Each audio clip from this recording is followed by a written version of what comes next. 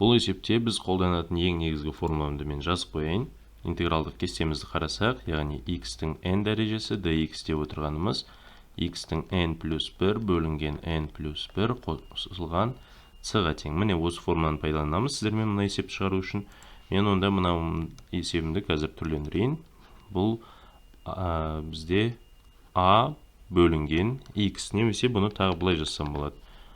A көбейтілген 1 бөлінген x түрінде жазайын. Және де мен тағы бір формуланы жазуды ұмытып кетіппін. Ол мынау ең негізгі dx бұл ln x қосылған c. Міне осы екеуін пайдаланамыз сіздермен мына интегралымыздың жауабын табу үшін. Сонымен жазайын енді a-ның квадраты көбейтілген x-тің мына жақта бізде қанша? Минус 2 дәрежесі қосылған a-ның 3 дәрежесі көбейтілген x-тің минус 3 дәрежесі dx.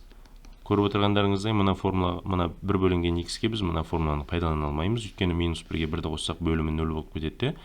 Яғни біз оның ln x-қа тең екенін көре алмай қаламыз. Сондықтан бұның арнайы бізде өзіндік жеке формуласы бар ғой, яғни 1 бөлінген x-тің алғашқысы ln x-қа тең деген. Соны пайдаланыңыздар. Сонда бұл тең a көбейтілген ln x қосылған a-ның квадраты x-тің минус 2 қосылған 1 бөлінген минус 2 қосылған 1 қосылған a-ның 3 дәрежесі x-тің минус 3 дәрежесі плюс 1 минус 3 плюс 1 плюс c.